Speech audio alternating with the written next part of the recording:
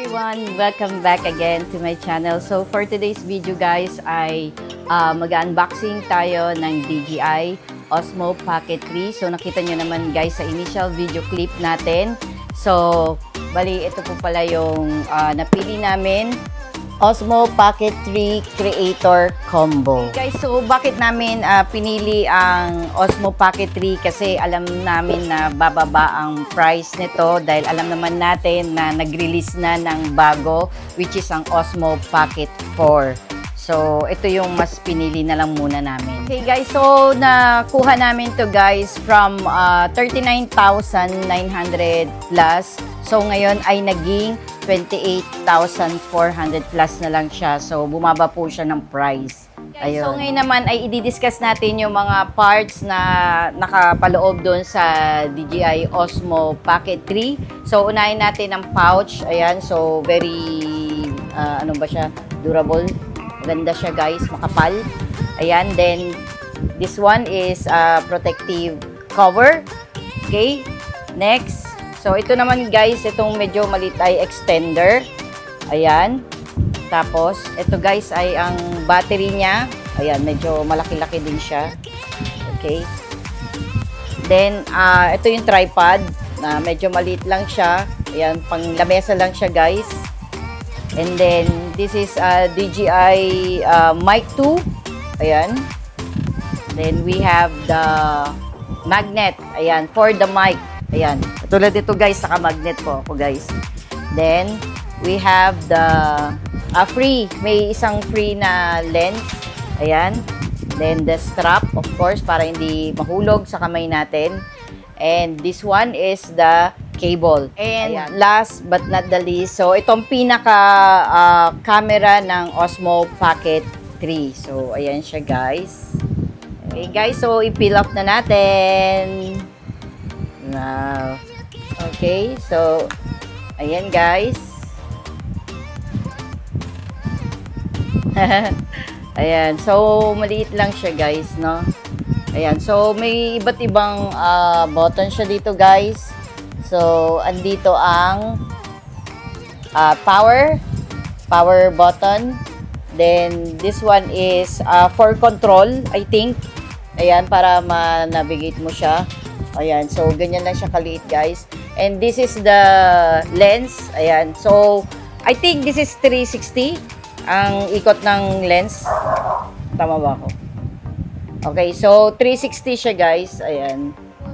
I-set up na natin siya guys. Pagsama-samahin na natin yung mga parts niya para makita natin ng actual yung itsura ng DJI Osmo Pocket 3. Okay?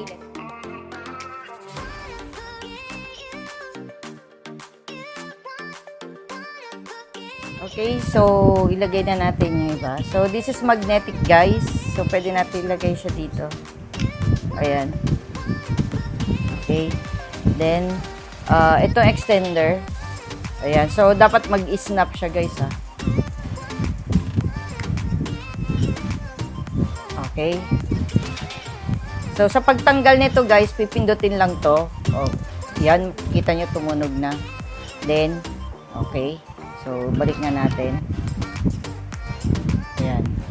So, ganyan siya, guys. Then, this is the protector. So, kung nasaan yung bilog, ito siya, yung shape niya. Para naman sa protector, guys. So, ito, guys, ay dapat nakatago sa loob. Ayan. So, ito yung bilog. Ayan yung shape. Ayan. Ganyan siya, guys. Para protected siya.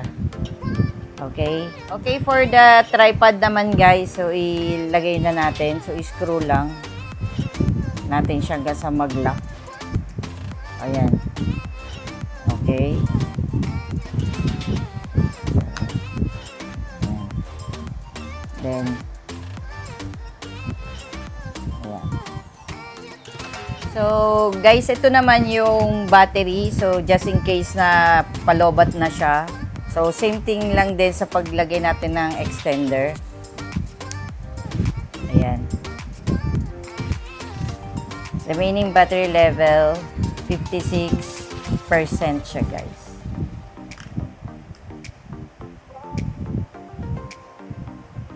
Okay, there you have it guys. So nakita nyo na yung pag-assemble ng Osmo Pocket. Pero bago natin magamit ito guys, so nire-require na magkaroon tayo ng micro SD card. Ayan, so kahit na anong gawin nating sample ng video dito guys, ay hindi natin mapapakinabangan dahil i-require niya na magkaroon tayo ng micro SD card muna. So bumili muna kami ng mga ibang accessories itong DJI Osmo Pocket at isa na to guys sa pinili namin. Okay, so additional guys, bumili din po kami ng screen protector.